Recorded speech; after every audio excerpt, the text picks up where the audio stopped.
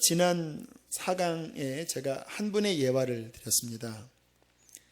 찰스 핀이라는 18세기 미국 2차 대각성 운동의 그 부흥의 기수인데요. 지난주에 제가 소개한 것은 그분이 처음 회심한 거듭난 사건을 제가 말씀을 드렸습니다. 성경을 읽다가 내가 하나님을 만나야 되겠다. 그래서 한적한 오솔길 숲밭에 들어가서 기도하다가 이제 주님을 만났어요. 그날 저녁 있었던 일을 제가 두 번째로 소개시켜 드릴게요. 그대로 읽어 드리겠습니다. 나는 사무실로 돌아왔는데 커다란 나무에 붙여놓았던 불이 거의 꺼져가고 있었다. 내가 불 앞에 있는 의자에 막 앉으려는 순간 나는 강력한 성령의 세례를 받았다. 그 당시에는 이 성령에 대해서 그렇게 강조가 안 됐던 시기입니다. 그것은 전혀 예측치 않았던 것이었고 그런 것이 나를 위해 존재한다고 생각해 본 적도 없었으며 누가 그러한 말을 하는 것을 들어본 적도 없었을 때에 성령은 나의 몸과 영혼을 꿰뚫고 지나가시는 것처럼 나에게 임하셨다.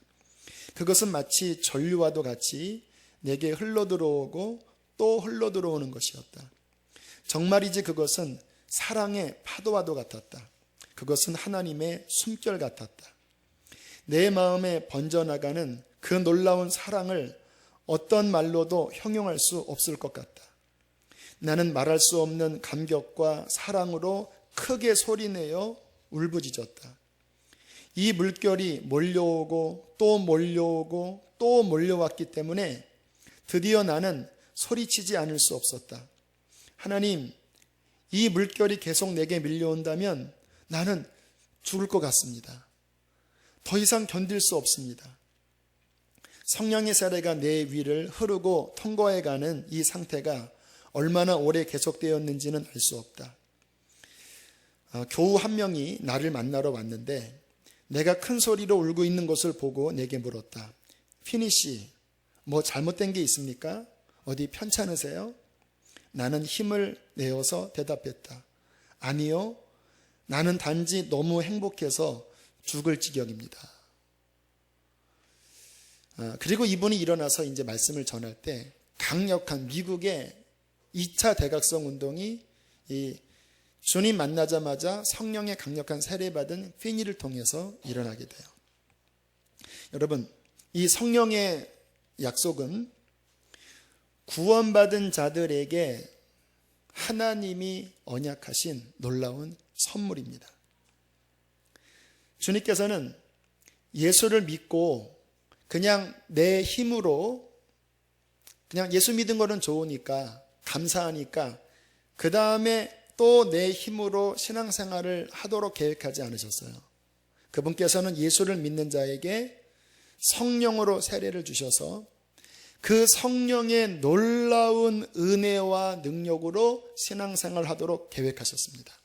우리는 그것을 누리셔야 됩니다. 우리에게 이미 주어진 이미 우리 것이니까. 하영조 목사님이 그러시더라고요. 온누리교회 하영조 목사님 목회 한 10년 정도는 말씀 중심의 목회셨습니다. 그래서 지금도 역시 마찬가지지만 여러 이제 말씀 훈련들의 체계를 잡고 가시다가 1993년도에 안식년을 받으시고 그때 하와이 코나에 가셔서 성령에 대한 눈이 열리셨어요. 그리고 돌아오시자마자 교회에 성령을 선포하셨습니다. 그리고 강력하게 성령 집회, 성령의 사역들을 열어놓으면서 그 교회 안에 놀라운 일이 일어났는데 하영주 목사님이 그러시더라고요. 그냥 말씀만 했을 때는 교회가 이렇게 달려갔대요. 그런데 성령을 인정하자 교회가 갑자기 날아올랐대요. 우리 신앙생활에도 똑같이 저는 적용할 수 있다고 생각해요. 하나님의 말씀 안에서 신앙생활을 할 때 좋아요. 그러나 그 위에 성령의 놀라운 충만함이 임할 때 우리 신앙은 날아올라갑니다. 감리교를 세운 요한 웨슬리는 그도 역시 구원받지 못하고 신음하고 괴로워하다가 이제 올더스게이트가에서 루터의 로마서 주석을 누군가 읽는 그 말씀을 들을 때에 가슴이 뜨거워지면서 본 어게인 합니다. 성령이 오신 거예요. 근데 성령이 그렇게 오신 것은 보통 내주라고 합니다. 자, 그렇게 이제 주님을 믿고 신앙생활을 한 7개월 정도를 했고요. 그때 동생 찰스 웨슬리, 또 조지 히필드, 유명한 분이죠. 그 한 60여 명과 함께 송구영신 예배를 철야로 드리고 있었습니다. 그날 1월 1일 새벽 3시에 일어난 일이에요. 새벽 3시경 기도를 계속하고 있는데 하나님의 능력이 강력하게 임하여 많은 사람들이 넘치는 기쁨으로 소리쳤고 또 많은 사람들이 땅에 엎드려질 정도가 되었습니다. 하나님의 어미로우신 임재에 놀라 경외감에 휩싸여 있다가 정신이 들자마자 우리는 한 목소리로 외쳤습니다. 주님을 찬양합니다. 오 하나님, 우리는 주님이 주님이심임을 인정합니다. 막 기쁨으로 소리친 거예요. 그냥 스스로 흥분한 것이 아니라 하나님의 이전에 경험해 볼 수 없었던 강력한 성령의 임재가 임하자 그들 안에 기쁨이 솟아 올라왔고 그들이 하나님의 임재 앞에 막 외쳤다라는 거예요. 그리고 난 다음에 휘필드, 요한 웨슬리, 찰스 웨슬리를 통해서 영국 사회 전체가 뒤집어지는 또 놀라운 부흥의 역사가 일어나게 됩니다.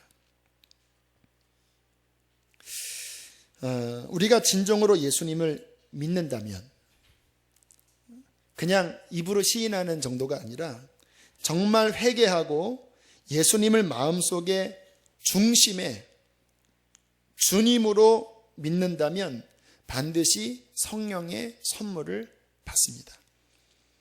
이것은 믿는 자에게 주시는 가장 큰 축복 가운데 하나예요.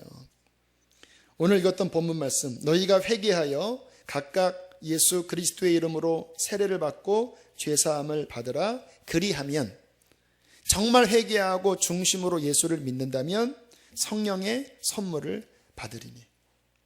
저는 우리 교회가 지금 제가 예화든 우리 요한 웨슬레나 찰스핀이나 그 임했던 충만한 성령의 강물이 저는 흐르기를 간절하게 원하고 또 믿습니다. 오늘 이 예화를 또 정하면서도 주께서 제게 주신 소원이기도 하고 또 하나님이 그렇게 이루시겠다고 하는 그 어떠한 주님의 약속으로 지금 웨슬리의 이야기도 말씀을 드렸습니다. 자, 그렇다면 성령님은 어떤 분이실까요? 기독교 영화 감독이자 작가인 김우연 감독이 그 부흥의 여정이라는 책에서 이러한 경험을 이야기했어요. 그 우면산 그 어떤 오솔길을 걸어가고 있으셨대요. 뭔가 좀 마음이 답답했었던 것 같아요. 근데 자신도 모르는 사이에 입에서 무슨 기도가 툭 튀어나왔습니다. 이러한 기도였습니다. 성령님, 죄송합니다. 용서해 주세요. 그런데 갑자기 전혀 본인의 의지와 상관없이 성령님, 죄송합니다. 용서해 주세요 하면서 막 갑자기 이렇게 눈물이 나왔대요. 그러면서 고백하기를 내 안에 다른 어떠한 존재가 그 말들을 털어놓는 것 같았다라는 거예요. 그리고 나오는 말이 성령님, 제가 성령님을 알지 못하고 무시했습니다. 이 처참하고 황폐했던 시절에 이 땅을 찾아오셔서 하늘의 사랑으로 치유하신 그 성령의 역사를 제가 몰랐고 무시했습니다. 이 말이 왜 나오지? 그런데 그 말을 하자 속이 뭔가 이렇게 뚫리는 것 같으면서 그리고 자신을 생각해 보니까 본인이 그동안 신앙생활을 하면서 성령님에 대하여는 그다지 찾지 않고 있었다라는 것을 깨달은 거예요. 그리고 그 다음부터 김우현 PD가 성령님에 관하여 관심을 가지면서 정말 강물처럼 이분이 쓰임 받는 일이 이제 그 이후에 그분 사역에 일어나지요. 예수님께서는 수차례 말씀하셨습니다. 이제 내가 가고 나면 성령을 너희에게 보내줄 것이다. 예수 그리스도 안에 있는 이 성령의 약속은요, 우리가 꼭 알아야 하고 꼭 경험해야 되는 거예요. 요한복음 16장 7절 내가 떠나가는 것이 너희에게 유익이라. 내가 떠나가지 아니하면 보혜사가 너희에게 오지 아니할 것이요 가면 내가 그를 너희에게로 보내리니. 주님께서 약속을 아주 굉장히 많이 하셨습니다. 보혜사라는 말의 뜻은 성령님의 또 다른 명칭인데 우리를 도와주시는 분이라는 거예요. 그 원어가 파라클레토스인데 파라는 옆에서 클레토스 돕다. 그런데 그 원어는 조금 성령의 의미와는 조금 빗나가요. 옆에서 도우시지 않고 우리 속에서 성령님은 도우시는 분이십니다. 우리가 신앙생활을 하면서 김우현 감독처럼 혹시 성령님에 대하여 무지하시지는 않나요? 교회를 오랫동안 다녔는데 왠지 성령님 하면 뭔가 좀 이상한 사람들만 구하는 듯한 선입관이 혹시 있지 않나요? 기독교 전통 역사상 좀 보수적인 데에서는 이 성령님의 역사를 제한하든지 터부시했어요. 저는 굉장한 오류라고 생각해요. 예수님께서 성령님을 얼마나 많이 강조하셨는지를 아시면, 성경을 제대로 알면 그리스도 예수 안에 있는 이 성령의 약속은 정말 우리가 알아야 하고 경험해야 될 축복인 것입니다. 그래야지만 신앙생활을 온전하게 할 수 있습니다. 자, 중요한 성경을 좀 찾아볼게요. 요한복음 14장을 한번 보겠습니다. 14장 16절부터 18절까지입니다. 자, 일단 세 절을 함께 읽고 제가 군데군데 좀 나눠서 풀어서 말씀을 드리겠습니다. 자, 천천히 읽어볼까요? 시작. 내가 아버지께 구하겠으니 그가 또 다른 보혜사를 너희에게 주사 영원토록 너희와 함께 있게 하리니 그는 진리의 영이라. 세상은 능히 그를 받지 못하나니 이는 그를 보지도 못하고 알지도 못함이라. 그러나 너희는 그를 아나니 그는 너희와 함께 거하시며 또 너희 속에 계시겠습니다. 내가 너희를 고아와 같이 버려두지 아니하고 너희에게로 오리라. 자, 16절에 보면 성령님이 영원히 우리와 함께 하신다고 말씀하시죠. 17절 끝에 보면 우리 속에 계신다고 말씀하시죠. 성령님이 우리의 영 안에 계신다고 말씀하세요. 여러분, 예수님은 2000년 전에 몸 밖에 계셨습니다. 그래서 육신을 입고 계실 때는요, 장소에 제한을 받으셨어요. 여기 계시면 저기 계시지 못했잖아요. 주님께서 왜 내가 가야지 너희에게 유익하다라고 말씀하셨냐면, 내가 올라가면 그 다음에 성령의 사역의 시대가 오는데 그는 우리 속에서 영으로 도와주시기 때문에 내가 육체를 입고 이 땅에 있을 때와 또 다른 차원의 더 긴밀한 도움으로 너희를 도울 것이다. 그래서 내가 가면 그 다음에 성령이 오실 텐데 그것이 너희에게 큰 유익을 줄 것이다라고 말씀을 하셨고요. 18절에 보면 내가 너희를 고아와 같이 버려두지 아니하고 너희에게로 오리라. 이 말씀이 무슨 의미냐면요, 주께서 승천하신 다음에 이 땅에 오신 성령님이 곧 예수님이라는 거예요. 그분의 육체는 승천하셨지만 그리스도의 영, 그리스도를 그리스도 되게 하셨던 그리스도의 영이 성령으로 이 땅에 오셔서 고아처럼 우리를 버려두지 않고 우리 안에 오셨다라고 말씀을 하시는 겁니다. 그러니까 성령님이 곧 예수님의 영이신 거지요. 자, 17절에 보면 성령님은 세상 사람은 도무지 알지도 못하고 받지도 못한다라고 말씀을 하고 있습니다. 이 육신적인 사람들한테는요, 교회 다녀도 마찬가지예요. 교회 다녀도 영적인데 열리지 않고 육신적인 사람들은 성령의 역사에 대하여 이게 뭔가 마치 물과 기름이 겉돌듯이 성령의 역사는 육신적인 입장에서는요, 부딪힙니다. 그래서 세상 사람들이 교회 안에 성령 역사가 일어나면 일단 이게 이해가 안 되는 거예요. 세상의 영은 성령의 일을 받지 못해요. 왜 우리 안에 성령 역사가 안 일어날까? 내 마음이 세속적이고 육신적이면 그분에게는 성령 역사가 안 일어나요. 주님이 말씀하시잖아요. 알지도 못하고 받지도 못한다. 그러나 진정으로 구원받고 성령으로 변화받은 그 영적인 사람들은 성령을 받기도 하고요, 성령의 흐름을 느끼기도 하고요, 그 성령의 이끌리심에 대하여 그 마음 전체가 열려 있습니다.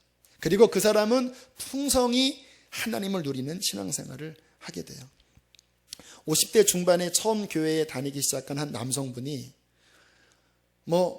교회에 와서 설교를 들어도 귀에 들어오지 않고 성경을 읽어도 졸립기만 하고, 근데 일단 약속을 해서 교회를 나오셨다고 그래요.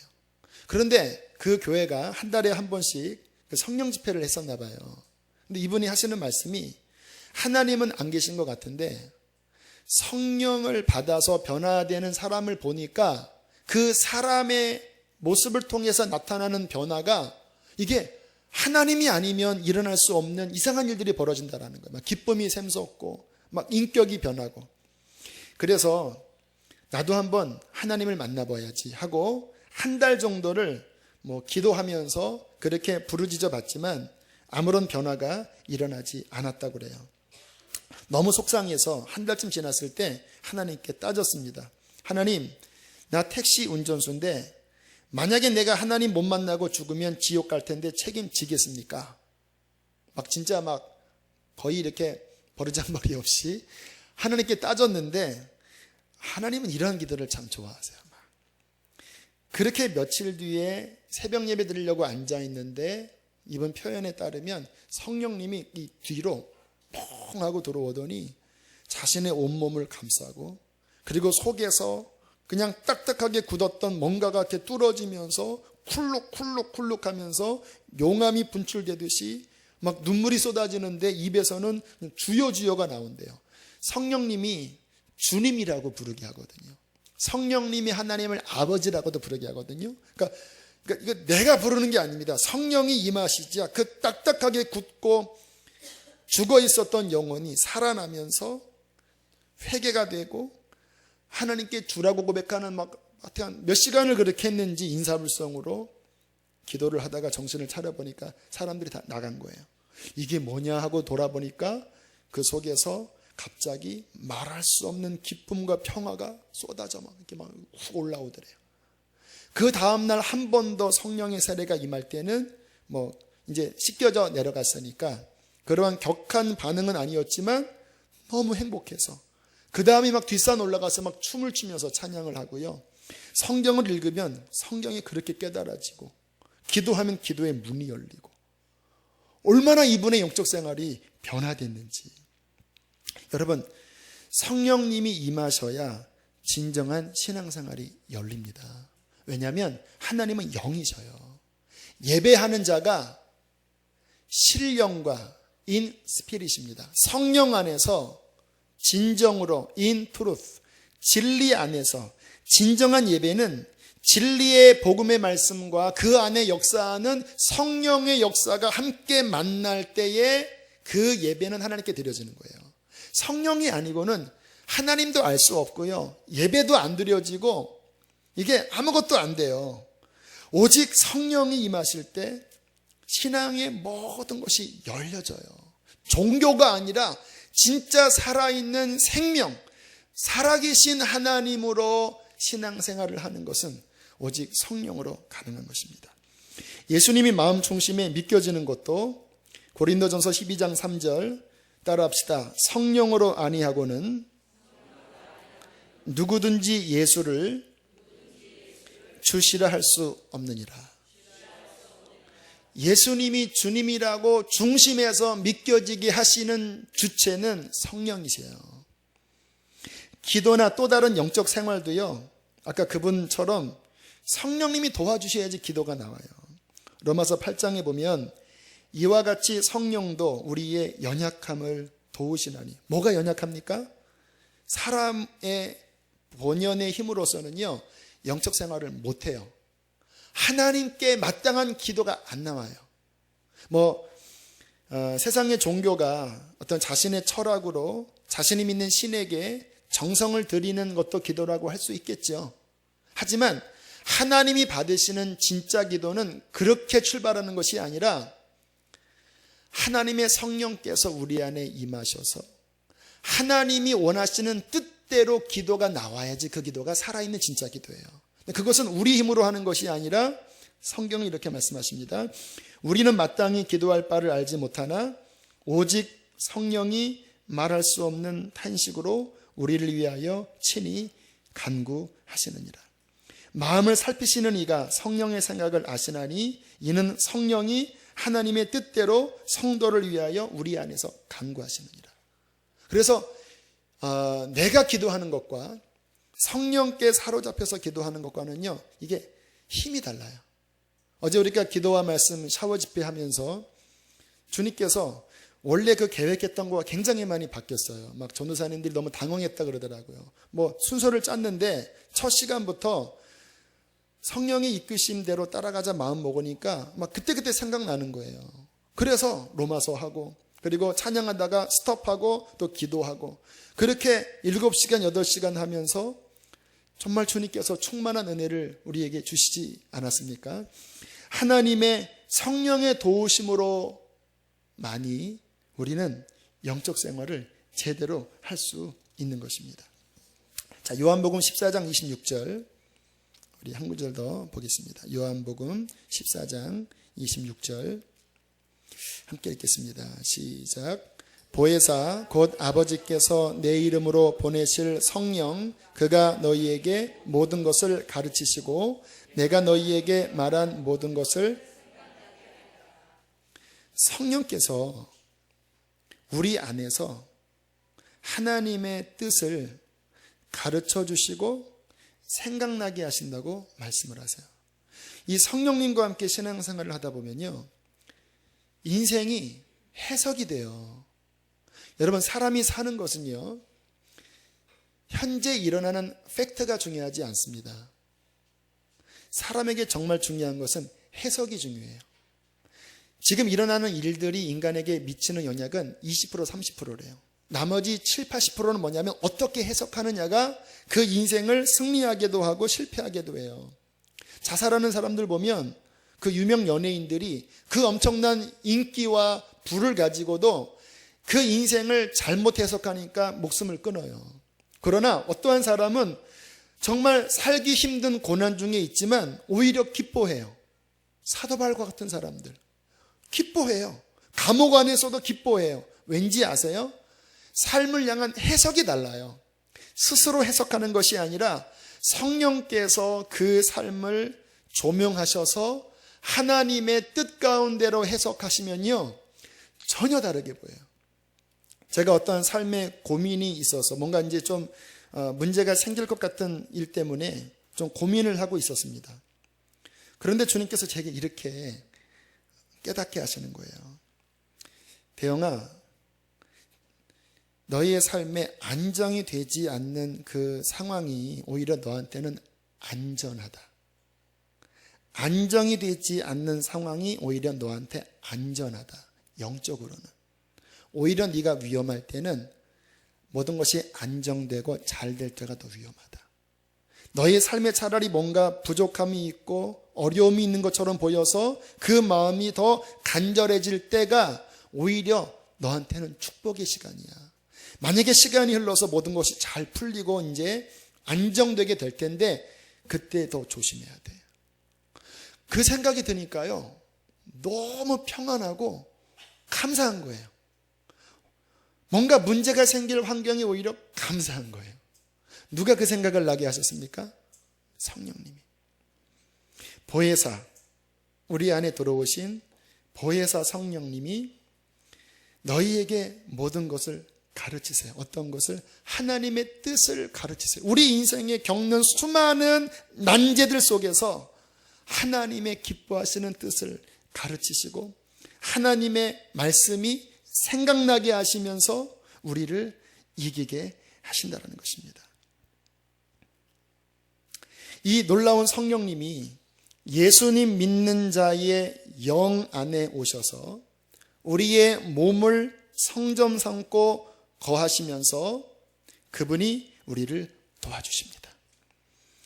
그 성령님은 하나님의 영이시자 그리스도의 영이셔요. 연약한 우리로 하여금 나의 의지만을 가지고 하나님을 섬길 수 없는 그것을 아시고 그 성령께서는 내 영 안에서 내 몸을 성전 삼고 내가 그분을 인정해드리고 그분을 구하고 사모할 때에 영원토록 나와 함께 하시면서 우리를 도우시고 이끄시는 놀라운 축복의 하나님이신 것입니다. 그 성령님을 모실 때에 기쁨이 넘치고 그 성령님을 모실 때에 우리는 정말 넘치는 신앙생활을 할 수 있습니다. 요한복음 4장 14절에 주님께서 이렇게 말씀을 하셨지요. 그 수가성 여인에게 내가 주는 물을 마시는 자마다 영원히 목마르지 아니하리니 내가 주는 물은 그 속에서 영생하도록 솟아나는 샘물이 되리라.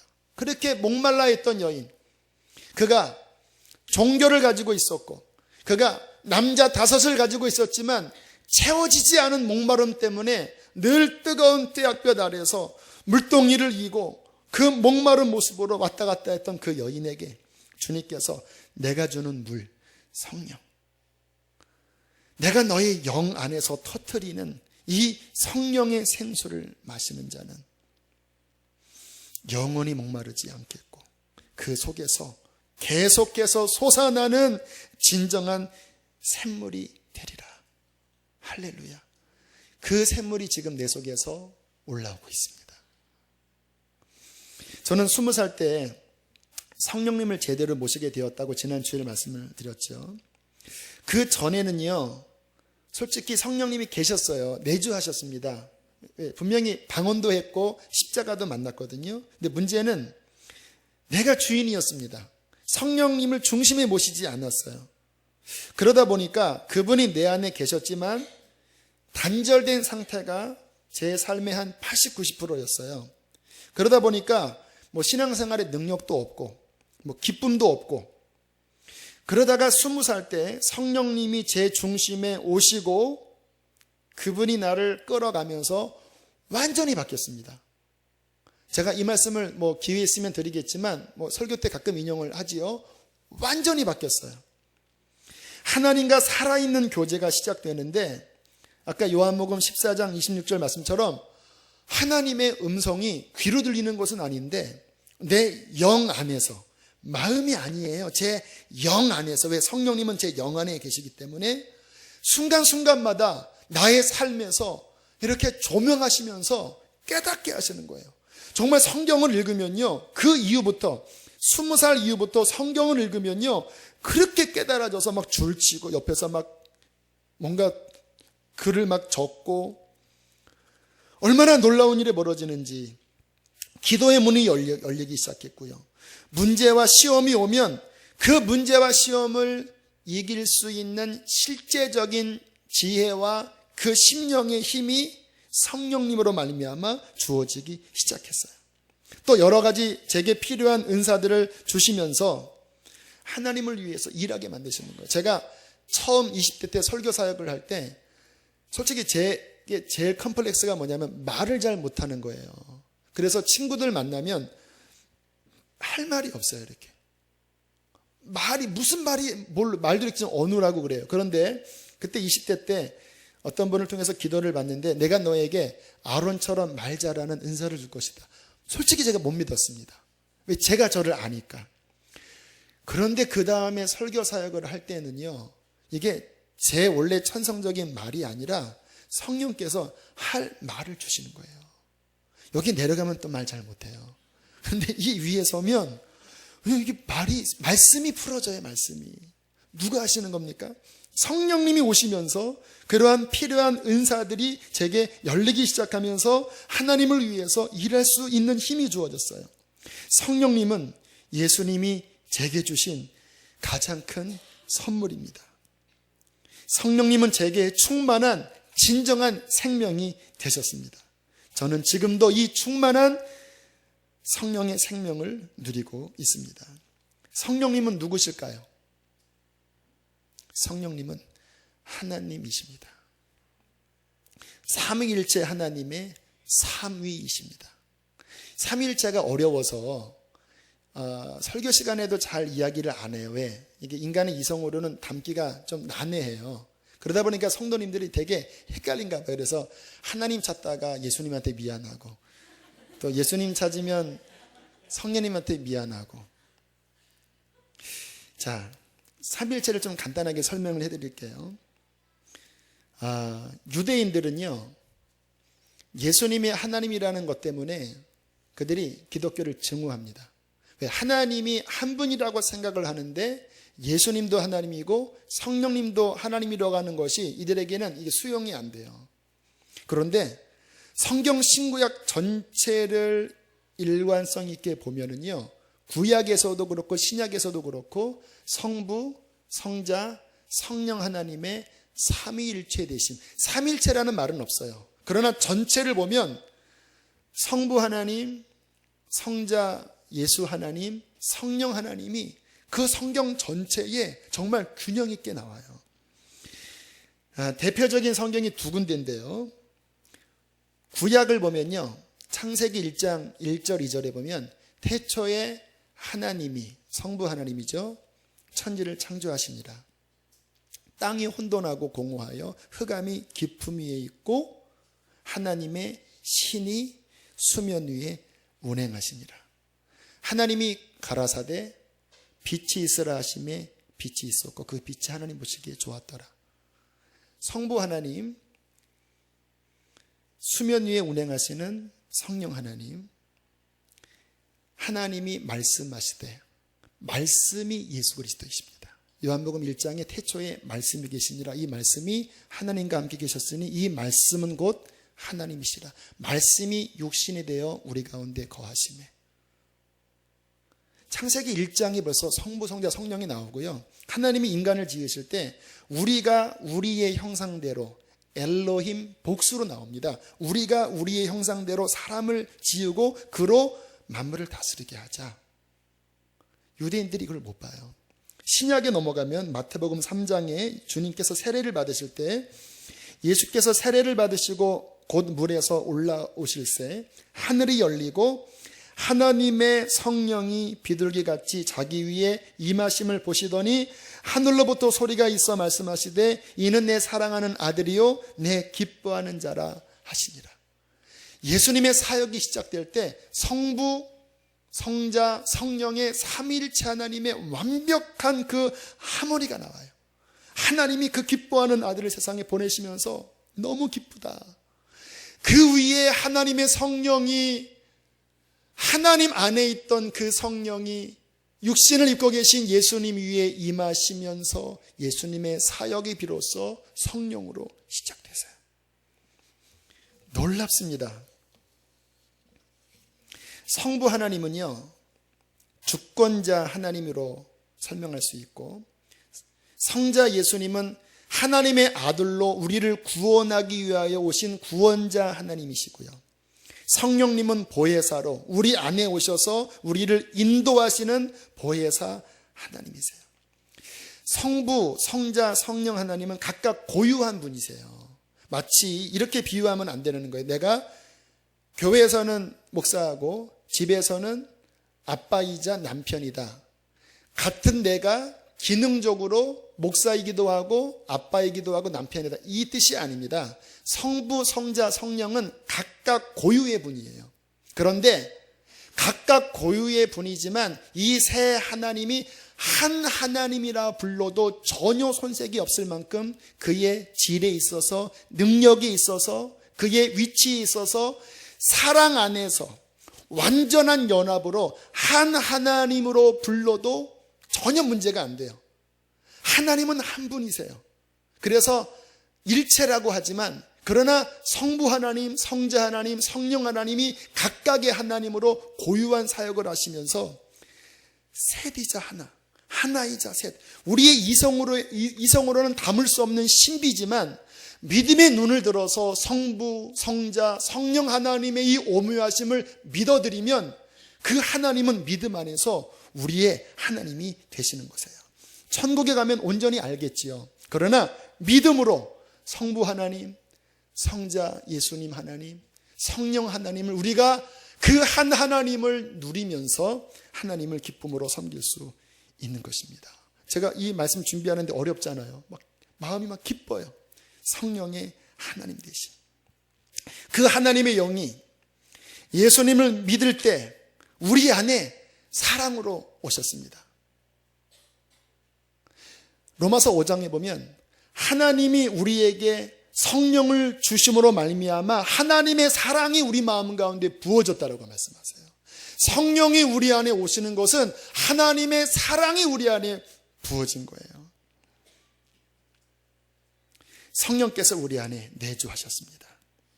그런데 그 하나님께서는 우리 안에 들어오신 그 성령님의 내주에서 멈추는 것이 아니라 성령의 충만함을 받으라고 우리에게 말씀하십니다. 에베소서 5장 18절 술 취하지 말라 이는 방탕한 것이니 오직 성령으로 충만함을 받으라. 충만. 예수를 정말 믿으면 그 사람 안에 성령이 계시는 거예요. 아까 그 찰스 핀이나 웨슬리처럼 뭐가 뒤집어지고 뭐가 이렇게 황홀할 이런 것이 일어나지 않아도 정말 내 중심에서 예수가 나의 주님으로 깨달아졌다면 이미 그 속에 하나님의 영이 오신 것이에요. 그러나 거기에 만족하면 안 돼요. 하나님께서 원하시는 것은 그 성령님이 우리 영으로부터 생수처럼 흘러 넘쳐서 그 성령의 충만함을 누림으로써 하나님의 능력 있는 신앙생활을 하는 사람이 되기를 원하시는 것입니다.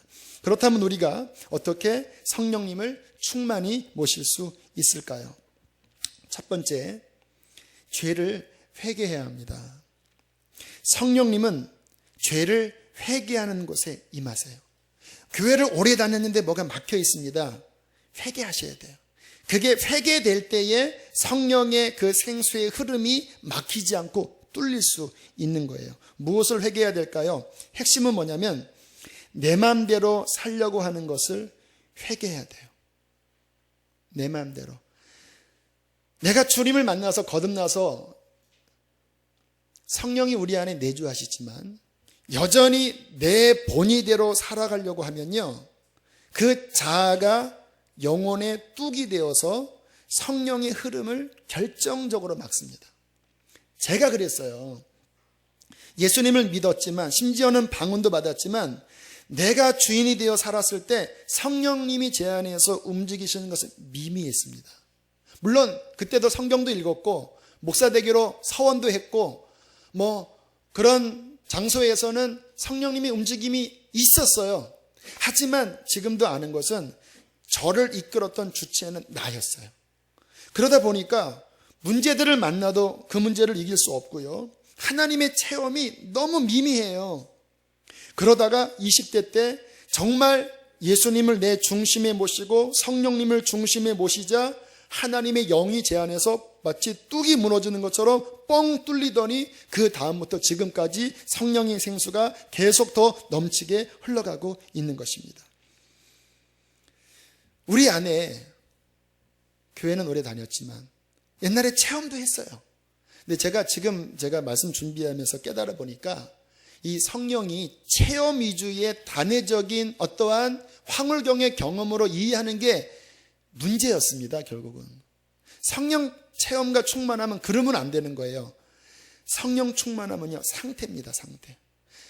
예수님이 내 안에 중심이 된 그 상태, 그분께 순종되는 상태가 계속 발전되면 이게 성령의 충만함으로 가는 거고, 한때는 내가 그 상태에 있어서 충만했지만 다시 내 마음의 중심이 내가 주인이 되고 내 원하는 대로 살아가면서 그 상태가 바뀌어지면 그 순간에 성령의 운행은 제한되고 막혀요. 근데 많은 사람들이 내 마음대로 살고 싶어요. 이거는 포기하지 않아요. 근데 성령이 어떠한 황홀경과 뭔가 경험은 하고 싶어요. 이게 안 맞는 거예요. 성령의 충만함은요, 계속 내가 그 상태로 가면 그 사람의 심령 안에서 성령께서 더 강하게 역사하시는 것입니다. 그래서 회개가 중요합니다. 계속 회개하시고, 또 내가 중심이 됐습니까? 또 회개하고 허물고 계속 성령님께 순종하는 상태에 머무르는 것이 성령 충만함 받는 첫 번째 비결이고요. 둘째는 성령님을 구하셔야 합니다. 우리 성경책 하나 찾겠습니다. 요한복음 7장 37절로 38절. 자, 함께 두 절을 읽겠습니다. 시작. 명절 끝날 곧 큰 날에 예수께서 서서 외쳐 이르시되 누구든지 목마르거든 내게로 와서 마시라. 나를 믿는 자는 성경의 이름과 같이 그 배에서 생수의 강이 흘러나오리라 하시니 39절까지 이는 그를 믿는 자들이 받을 성령이 가르쳐 말씀하신 것이다. 거기까지요. 자, 여기서 중요한 단어가 목마르거든입니다.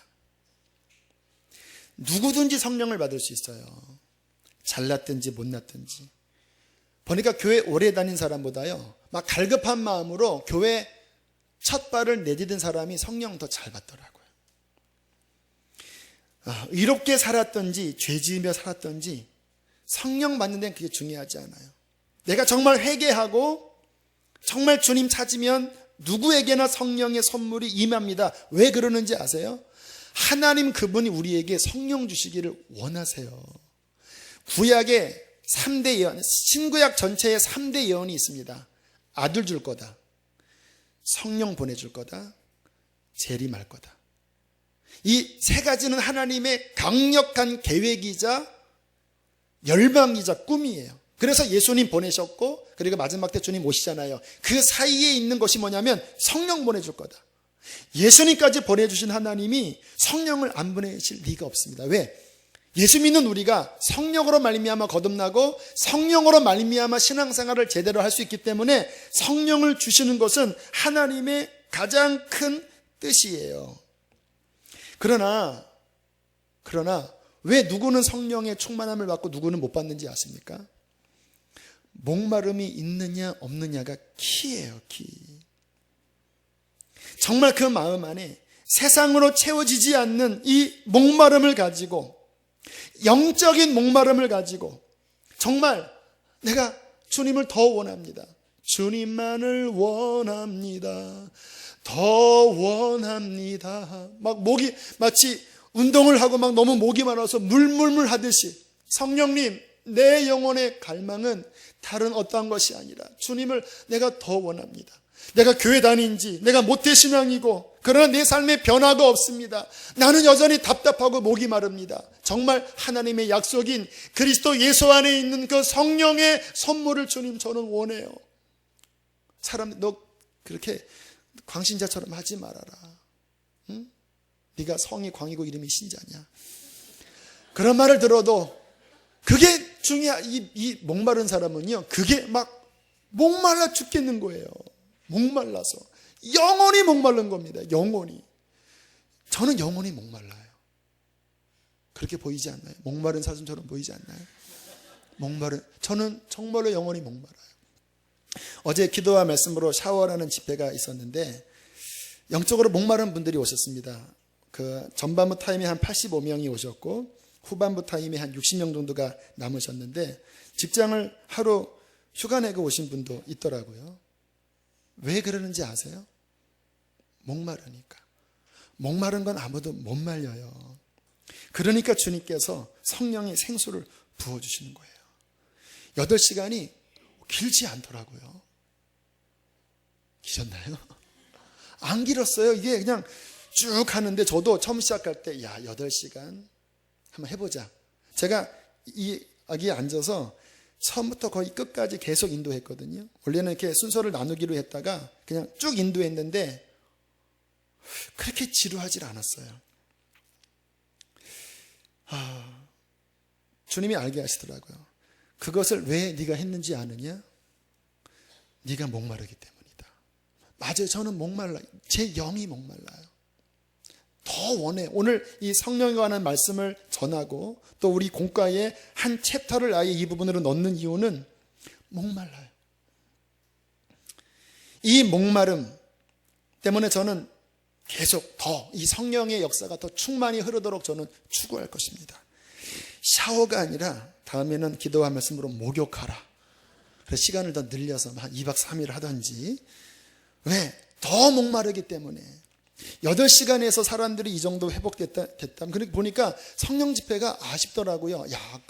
한 2시간 집회하고, 이거는 뭐 2시간이면 물만 이렇게 뿌려다가, 제가 군대 갔을 때 목욕시설이 좋지 않으니까 그래도 땀 흘려서 뭘 해야 되잖아요. 딱 가서 진짜, 자, 바가지 들어. 자, 바가지 부어 하면 3바가지 붓고 비벼. 그러면 물이 없으니까 그냥 손으로만 비비고 다시 바가지 들어. 5바가지 딱 붓고 그리고 샤워 끝냈습니다. 그래도 근데 좀 개운했습니다. 안 하는 것보다 낫거든요. 그러고 보니까 우리 금요성령 집회가 바가지 5바가지 정도 붓는 것밖에 안 되는 거예요. 8시간이 샤워인데. 그래서 다음에는 목욕하라. 그래서 그냥 아주 깊이 그냥 완전히 끝나고 나면 그냥 뽀송뽀송하게 그냥 깨끗해져서 그리스도의 신부로 신랑님 오소서 막 그냥 그런 그냥 거룩한 신부로 그냥 막. 근데 어저께 8시간 하니까요, 제 안에, 어저께는 잘 몰랐습니다. 일단 육체는 힘드니까. 근데 오늘 보니까 제 안에 이렇게 기쁨의 강이 흐르고, 아까 찬양 틀면서 말씀 준비했는데, 제가 충만할 때는 가끔 춤추거든요. 또 춤이 나오는 거예요, 이렇게. 말씀 한 3분의 2 하고 딱 일어나서 움직이는데 막 춤이 나오는 겁니다. 또 할렐루야 하면서 하면서 마지막에 이렇게까지 이렇게 해서 마지막 춤까지 마무리했는데, 성령님이 내 안에 이렇게 충만하게도 흐르시는구나. 8시간 샤워하니까 기쁘구나. 주님은 이러한 목마름이 있는 자에게 그 배에서, 배가 어딘지 아세요? 배는 그 사람의 중심부를 의미합니다. 영입니다. 영. 그 중심의 영에서 생수의 강이 흐르게 하시겠다고 말씀하십니다. 누구에게? 목마른 자에게. 이 생수의 강이 흐르면 비로소 우리가 살아나는 거예요. 에스겔서 47장, 이 강물이 흐르는 곳마다 죽은 생물이 살아나고, 이 강물이 흐르는 곳에 갯벌과 쓸데없는 땅들이 생명의 땅으로 바뀌고, 이 강물이 흐르는 곳 좌우에 12가시를 맺는 그 생명나무들이 열리며, 이 놀라운 영적인 일들이 정말 예수를 믿고 정말 목마름으로 성령님을 구하고 자아가 주인이 아니라 그 성령의 이끌림을 따라 살아가려고 하는 하나님의 백성들의 누구에게든지 이 성령의 생수는 흐를 것입니다. 생수의 강이 흐르는 교회. 지난주에 유치부에서는 생수의 강이 흐르는 유치부에 대한 그런 믿음이 있었다고 그래요. 그 강물이 흘러서 할렐루야 하나님, 이 지역을 적시고 열방을 적시고, 할렐루야 하나님, 주님 다시 오실 그날에 주의 영광 중에 배없는 우리 자신과 교회가 되기를 원하는 것입니다. 세 번째, 회개하고 하나님의 약속을 의지하여 성령을 구했다면 이제는 우리는 성령의 충만함이 내 안에 있을 것을 믿음으로 취하셔야 합니다. 그러니까 이 영적인 원리가 굉장히 단순하면서도 명확하고 중요해요. 돌이킬 건 돌이키고 그 다음에 하나님의 약속에 의거해서 구해요. 그런데 많은 사람들이 여전히 안타까운 마음으로 구하는 것으로 머물러 있으면 하나님의 그 약속의 응답이 작동을 잘 못해요. 하나님의 역사는요, 약속대로 구했다면 그 다음에 그 진리 안에서 내게 이룰 것을 믿음으로 취하면 내 거예요. 많은 분들이 나 성령 세례 받고 싶은데 아직 못 받았어요. 구했습니까? 구했어요. 회개했으면 그러면 믿음으로 취하십시오. 마가복음 11장 24절, 그러므로 내가 너희에게 말하노니 무엇이든지 기도하고 구하는 것은 받은 줄로 믿으라. 그리하면 너희에게 그대로 되리라. 성령을 충만히 받는 것은 하나님의 뜻입니다. 그러므로 반드시 우리에게 생명의 성령을 주십니다. 하나님은 구하는 자에게 성령의 선물을 주시겠다고 분명히 약속하셨습니다. 회개하고 믿고 목마름으로 구했다면 그 성령님은 우리 것이에요. 결론. 그러나 중요한 것은 뭐냐면요, 한 번 구하고 마는 게 아니에요. 여기 신앙생활 오래 한 분들은 그런 경험이 있잖아요. 막 소나무 뿌리 막 뽑고 막 기도원 가서 금식하고, 그런데 그때 잠깐 경험하고 그 다음에 내게는 그 경험이 사라졌습니다. 그러한 분들 되게 많거든요. 다시 말씀을 드릴게요. 이 성령을 마시는 것은요, 이게 현재 진행력을 의미하는 거예요. 원어적으로 계속 마시는 상태인 거예요. 그 성령님을 계속 내가 구하고 또 순종하고 회개하고 믿음으로 마시고 또 마시고 또 마시고 8시간 마시고 샤워하고 그 다음에 목욕하고 또 주님 앞에 구하고 그렇게 계속 성령의 생수가 내 안에 흐르도록 더 구하고 그 하나님의 흐르는 상태에 거할 때에 성령님은 우리의 발목에서 무릎으로, 무릎에서 허리로, 허리에서 창이란 물로 수가성 여인에게 말씀하셨던 뽀글뽀글 나오는 샘물에서 7장에 나오는 강물처럼 흐르는 역사로 그분은 우리의 영혼을 축복하실 것입니다. 많은 사람들이 이례적인 경험으로 멈추고 또 성령을 구했지만 또 내 마음대로 살아가려고 하는 이 역설 때문에 이게 이 영적으로 이게 초보에도 못 미쳐 있다라니까요. 정말 우리가 그 성령님을 사모하며 나간다면 그 강물은 우리를 적시고 우리를 치유하고 성령의 열매가 맺혀지게 하고 은사만이 아니라 성령의 열매들이 맺히게 해서 하나님의 놀라운 영광이 이 교회 가운데 우리의 삶 가운데 초원처럼 메마른 땅에서 분천이 솟고 초원처럼 놀라운 영광이 드러나는 하나님의 역사가 이루어질 것입니다. 축복합니다. 우리 함께 시간 찬양하고 기도합시다. 그 아까 김은현 PD의 성령님, 제가 이 땅을 치유하기 위해서 오셨던 당신을 몰랐습니다. 그 고백 가운데 나온 찬양이 성령이 오셨네요. 그 김우현 PD의 동생인 그 동생 누구죠? 그분이 이 찬양을 만들었죠. 우리 그 마음으로 이 찬양 고백하시면서 성령님 충만히 역사하소서 함께 기도합시다. 허무한 시절 지날 때 깊은 한숨 내쉴 때 그런 풍경 보시며 탄식하는 분 있네. 고와 같이 너희를 버려두지 않으리. 내가 너희와 영원히 함께하. 성령이 오셨네. 할렐루야. 성령이 오셨네. 성령이 오셨네. 내 주에 보내신 성령이 오셨네. 우리 인생 가운데 친히 찾아오셔서 그 나라 꿈꾸게 하시네.